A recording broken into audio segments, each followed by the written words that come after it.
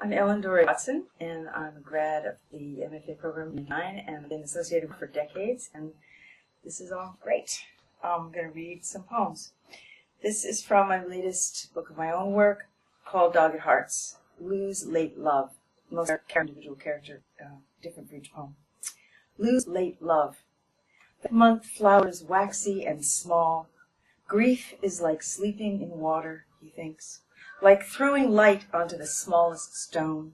It is like scolding a door jamb for crushing a finger in 3rd grade. Her finger, now in the ground. The same one fractured flying off a treadmill the day her first husband walked away.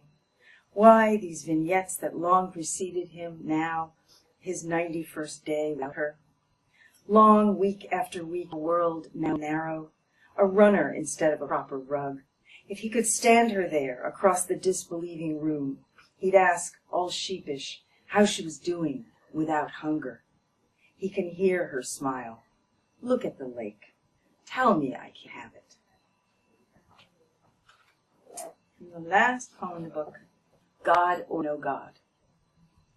Deer not clacking through snow crust after apples, crows thankfully asleep, coyotes whispering to young not yet ready to test their pipes. Midnight is broken by my pump disgorging the day's melt seep. Yes, what can I do without?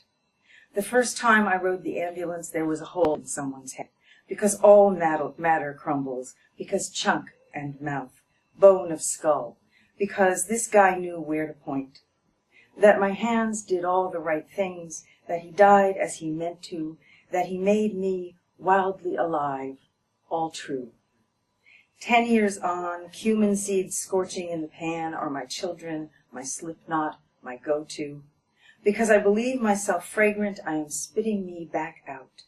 I renounce dog-eared and dog-tired and even dogged. No, dogged is good. Because God or no God are both monstrous. Because wrists don't age. Because kisses or memories of kisses. Because hull and grave equally ravish. The first time I gave myself an eyelash of a chance to change, it will be tomorrow. And luckily I'm watching, because let the tenses be scrambled. The world happens momentarily. And now I'm going to read, I have to look at the time, a poem from Ex Voto, which is my second collection of poems translated from the Portuguese of Adélia Prado. Heraldry. What huge luxury to be poor by choice, temptation to be God who has nothing, immeasurable pride, which is why I'm reminded that many will enter the kingdom before me, thieves, bad poets, and worse the flunkies who praise them. I'm distressed by the thought that kings belong in palaces and workers in factories and warehouses. A stiff sentence awaits those who, like me, are dazzled by a bad line. A stiff sentence awaits those who, like me, are dazzled by a light so bright. I know a bad line when I see one, when it doesn't come struggling from the unknown margins of the soul. Is it pride that possesses me, or joy, unrecognizable, masquerading in rags? All I know is it's love that fuels this wearisome task of searching for pearls, tracing a millennial lineage in coats of arms. No one knows how to talk about the poor. And now I'm going to read some new poems. You know what you want and how old your eggs are. So go to him, the one who loves you more than the one you love more, the one who wants you wet or dry and not just Tuesdays, wants you with every bit of his heart, but for the purplish corner that says his must be the design, and one with no baby in it. Tell him no fluff, no bluff. Bring Picasso into the room. Tell this man his roar can be broken down into sex and lullaby. Put a flat, warm stone in his palm. Close his fingers around it. Stand toe to toe and wash his body with your eyes. Then make of them a big enough cradle. Ask, are we over or have we begun? And recently I've been writing 9-liners. I'm going to read two of them that appeared in the 50th anniversary of the program in MR. The day we left, in a splintery rowboat, on shit-brown water, chickens shrieking and flapping out back, shingles floating off, home shrinking as we drifted and rose on the foamy tide, 2 days. Me wet, him dry, dog drowned. Sky an otherworldly blue, river swelling to swelling size, hungry. Me thinking if this gets over before it gets me, he's gone. And so's the me who swam in and out the house, chucked baby pictures, bank books into the boat, while he sat, leash in one hand, keys in the other, face blank as a melon. Why is it called the theater of war? And if I watch TV, am I the audience? A man in cookie dough camouflage stands in sand, his props a bucket, a spade, and a gun. My man, scheduled for furlough tomorrow, says no boredom, no blast is as real as that sun. Lord, what do I do with today? Bleach the white, wipe down everything. Out the jalousied window, avoid the mummy-wrapped shrub. Picture him striding into the kitchen, silly in my apron. On the cold-soaked lawn, a squadron of robins. 2 more. I have never exaggerated in my life. Everyone I know knows this. It throws everything into doubt. Every 10 seconds I get down to specifics.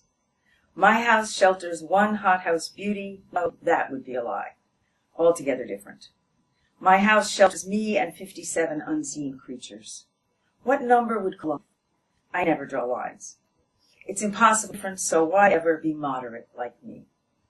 If someone's smile remains mouth level, no rising up into the eyes, he's a swindler. Or she wants your money. I don't have any, in a manner of speaking. But of course I have more than I could ever need. No one knows the meaning of that word. Obviously that's going too far. No one within 50 yards of here. Backyards, that is. Everyone has one. And last. Not a thing. I haven't learned to address the Lord, expletives notwithstanding. Day by night, it's a human wow I'm after. The shiver spank of Zimbabwean voices suddenly in my car, ceremony that can't be summarized. When night and day touch, they are neither one. They ask us nothing. Lacking an addressee, I do not lack wishes. May those rogue cells in Rhode Island diminish, not crescendo. How about less bereft all around? But bereft, beautiful word, is off limits.